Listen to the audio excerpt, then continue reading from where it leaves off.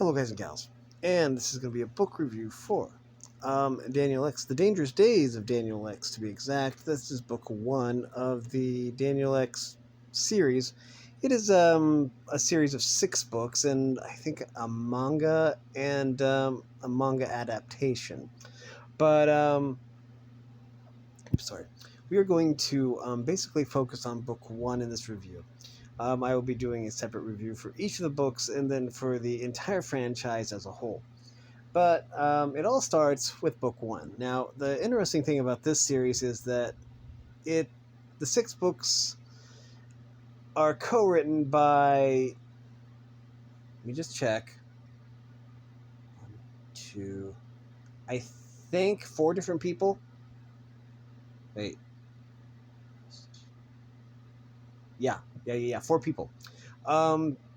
Which is kind of interesting if you think about it, because the books are very seamless, and usually you get different writing styles with different co-writers, but it's really fascinating, and really cool. I will say that reading book one basically put this particular book series, in my top 5 just by reading the first book. Um, I'm going to say that it is very.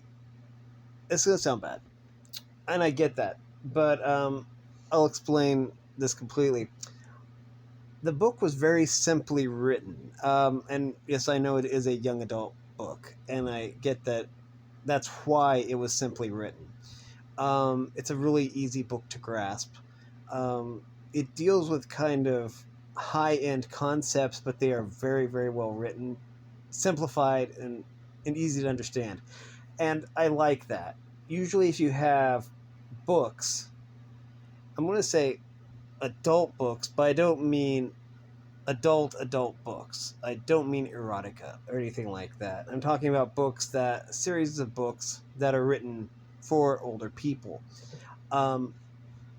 They sometimes assume the intelligence level, I want to say, the education level of their audience, and sometimes some of the books written for adults, they kind of overreach or make their books hard to understand. This isn't the case with this book. This book was very well written, and basically, before bed, 2 nights, I had the entire book written, read, even though it was like 300 pages. I'm thinking 300 is high end for this. It was about over 200, I think. I'm not sure exactly how many pages the book was, but it was. I know it was over 100. It was close to 200 pages, probably. And usually, I don't read books that fast, so it was a book that really engrossed me. But we'll get into that later. This was a book written by James Patterson and co-written by Michael Ledwidge. Now, I had never read anything by Michael Ledwidge, and the only other book that I read by James Patterson was Zoo, that I read on a long train trip, basically across the country. And so I really wasn't familiar with James Patterson's work, even though he is a prolific writer. So I didn't know what to expect with this. Funny story, though. I will talk about just quickly how I actually found the series in the first place. I was just walking by the library, and they have this cart of books, books that they aren't really popular anymore, so they don't keep them if people don't check out. If people don't check out books, then they put them on this free cart and put it outside so people can take the books. Anyways, I saw books 3, 4, and 5 of the series, and I thought it looked really good. So I took the books and took them inside and asked if they could get me the first and second book so I could, read them in order. Now, what's ingenious about this book series is you don't really need to read these in order, except I would suggest that you don't read book 6 before book 5. because books 5 and 6 are kind of tied together. But otherwise, you could read the books in any order because they do a really good job also of explaining. Basically, there will be references in the book to like earlier books. There'll be references in later books, I mean, to earlier books, but if you don't get the references, it isn't a deal breaker. But I wanted to make sure that I had all the books first before I started, reading the series. But yeah, so I went in and we have interlibrary loan or Rails or something, and we can borrow books from other libraries. So I borrowed the first 2 books, and they also sent along the manga, which is considered 1.5, book 1.5. It's canonically takes place between the first and second book, but I think they took the plot from that book 1.5 and then they turned it into book 4. I think I know that's going to sound confusing, but it was really kind of cool. But it was cool that they sent me the manga as well. But yeah, so yeah, this is again a book mainly aimed at I'm not sure what the age range actually is, but I think that it was, well, the sides of these books that were from the library say AR, or adult reader, I guess. So I would consider these to be a young adult reading. The book does deal with some rather heavy themes, but I wouldn't let that bother you too much. It's I wouldn't consider this to be a very scary book series. It isn't. It isn't like Goosebumps or it isn't Goosebumps level. I would say level of scary. At least not this one. Book 5 though. Wow, book 5 was awesome. But we'll get into book 5 when it's book 5's turn to be reviewed. Anyways, we should probably start off with the plot. I know I've rambled on, and that was basically just all the backstory stuff. And I tend to ramble on these book reviews, but anyways. And again, as I was saying, I haven't read anything by Michael Ledwidge or James Patterson, very much by either author, and so this was really kind of refreshing. Anyways, Daniel X is basically a 15-year-old boy who has special powers, and largely that is because his parents had special powers too. Basically, when he was 3 years old, and when he was in his basement with Play-Doh, only sculpting the 7 wonders of the world out of Play-Doh to scale, to a certain extent to scale. Well, something bad happened when he was 3 years old, because his parents were bounty hunters, but they were the good guys. They were bounty hunters hunting these evil alien outlaws that were residing on Earth, which is really a fascinating plot. So he has powers. The powers to create, powers to shape change, the power of imagination, basically. And it is a very well-written power.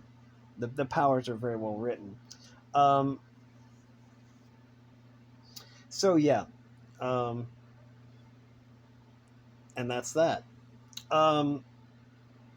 He can summon 4 of his friends and actually his family with his imagination, and they will be real. I mean, people will see them, and he can interact with them, and other people can interact with them as well. So they are basically solid. His power is to basically alter the fabric of the universe, basically the matter of the universe. He can manipulate that into things. He can also shape change, and it's a really nice power set and very cool. But even with all that power, he does have his own human fallibilities. He's just as fallible as anybody else. So he is prone to make mistakes and sometimes costly mistakes. Anyways, 12 years ago, he's 15 now. So when he was 3, he lost his parents. Then he went back. A couple of years later, he went back to basically finish what his parents started, because the Earth was really corrupt with all these aliens that probably most of them were like shapeshifters, and with all these weird powers, you know. So he decides to take up the mantle and defend humanity again. Um, you know, without people even realizing it, he's like fighting aliens and stuff like that, using his powers. Um, Anyways, but in this particular instance, um, he there's a list, which is like a computer, and it's a list. There's thousands of all these aliens that are all outlaws. So you can think of like the wanted posters in the Wild West, except it's a whole list of all of these really baddie bads, people who are aliens that are really, really would really like to see the Earth destroyed, basically. And Daniel X is the last line of defense to that. And so he just keeps crossing off aliens off the list, but he needs to take on someone that's in the top 10. Now, the top 10 are the worst of the worst, as you can imagine. So he goes after number 6. And number 6 is, oddly enough, a film producer, you know. And really, really powerful with all these, with his own sets of abilities. So, what I like about the books, for one thing, is that you have the hero, the protagonist, but you have the antagonist that has a similar power, or is a similar power level, usually more powerful than Daniel. So Daniel has to use unique ways of defeating his enemies, um, and this is no exception. But yeah, even though Daniel is super powerful, he is just as fallible as anybody else, and he is mortal, so he can die just like anybody else, you know. So it's always interesting to see if he even survived, you know, each each encounter. Um, but anyways, yeah, but yeah, this is gonna basically go basically towards the entire franchise, which I want to save most of this for, you know, when I actually review the entire franchise as a whole, all 6 books. But a recurring theme is number 1 on the list, who basically killed his parents, and that would be the prayer. The prayer is basically kind of a huge praying mantis type creature that basically is the worst of the worst. To be number 1 on the list is to be the worst of the worst. And so Daniel always has this protagonist that, well, he knows that someday he's going to have to take on number 1 of the list when he's currently having trouble taking out number 6. But anyways, oops. But yeah, um, I think the book is very well paced. There's, I didn't find any problem with the book at all, actually. Like I say, this book basically put the entire series, like, moved it to my top 5 easily, um, of the best book series I've ever read. Um, it basically cemented it up there at like number 5, which is pretty amazing, considering that you have some pretty nostalgic book series up there that I've read as a kid, and to have this book I didn't even know this series existed. as far as I know, they were trying to make a movie back in 2008, but it's still basically in development and has been for, well, whatever, 16 years probably. I mean, if you have a movie that's been in development for 16 years, it's probably not going to ever happen, which is kind of sad because I would love to see this book become like a TV series or a movie or something because I think it's really relevant. I will say there is some pretty dark stuff in here. Um, the book was a little bit darker than I was expecting for a book basically aimed at young adults, but I don't really see that as a detriment. Um, there are ways that they really make the bad guys seem really, really bad because the bad guys do very, very bad things. And they don't sugarcoat it like they would in like a children's book or a cartoon. Because you have number six, you don't get to be number six on the list without doing some pretty nasty things. Um, but yeah, just to name a few things that number six has done. Um, yeah.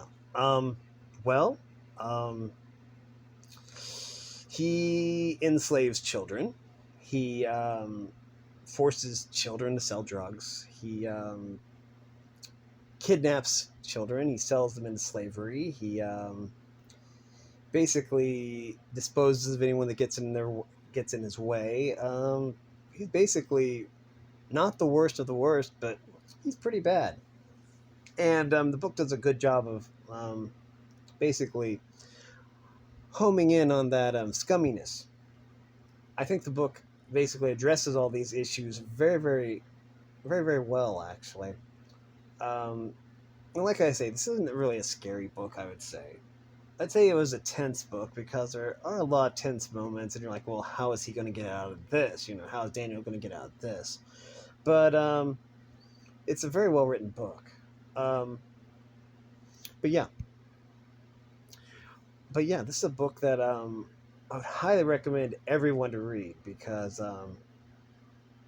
I find a lot of the themes in this book to be very poignant for today's culture. Um, I find that when I go into when I review book two, you'll see there's a common theme there. This one,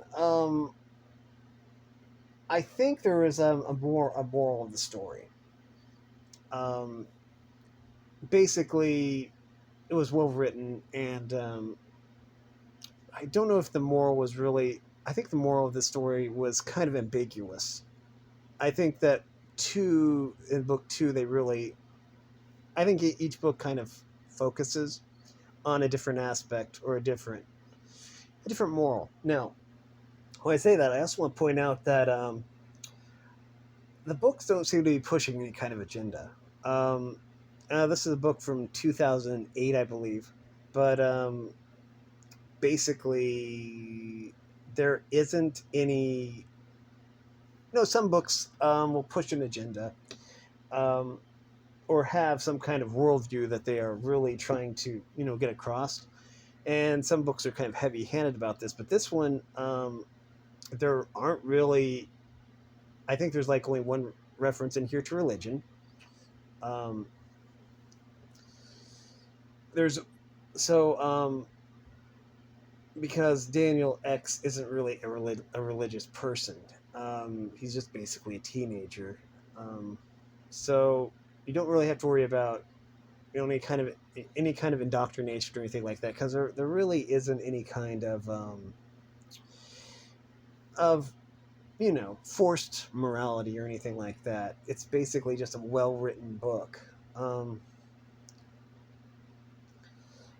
At least not in this book. There weren't really any mentions of religion. Um, I will say that the second book basically kind of tried to show how dangerous electronics is. It's kind of like what Ray Bradbury used to do in his stories. He was always kind of showing the evil of like how society was kind of falling apart because of computers and electronics and the internet and stuff. Um, this first one, though, is probably, I would say, the overall moral takeaway from it would be basically the power or the importance of family, of having family and friends, I would say. But anyways, yeah, um, that is going to do it for this book review. Um, Honestly, I adore this book. I want to buy myself a copy if I can find a copy somewhere. Um, I haven't found a copy of it yet in any of my usual places that I look. But I love a copy of the first and the second book because I have three, four, five, and I found a copy of six at a bookstore in Macomb. I'm still looking for this book and the second book so I can just basically keep a physical copy of these because I really like this book series. But, anyways, um, and if this book was able to make it to top five books that I like, then it has to be good because I'm really, really stingy about what books I put up that high. Um, what I found was this book was really, really good, and I just couldn't put it down. It's just a book that you really want to know what's next. The chapters are super short, so it feels like you're really making progress. It had 92 chapters, I think, which sounds like a lot, I know, but basically the chapters are maybe 1 or 2 pages, at most maybe 3 pages. And you feel like you're really making progress, and you're like, oh, well, I should probably read another chapter. I should probably read another chapter. And so, yeah, you really feel like you're getting stuff done. Anyways, yeah, that is basically going to do it for this book review. I hope that I've convinced you to at least check out this book because I think it's a really good book, very well written, and very poignant for today's society. But anyways, that's just my opinion, though. You can either take my opinion or leave it. Either way is fine. But anyways, if you like this content, make sure you like and subscribe, ring the bell so you know when I upload. Also, if you want to support me in any way or if you want to join the Discord server, all the information will be in the description below. And as always, thanks for watching, everyone. You are loved and have a great day.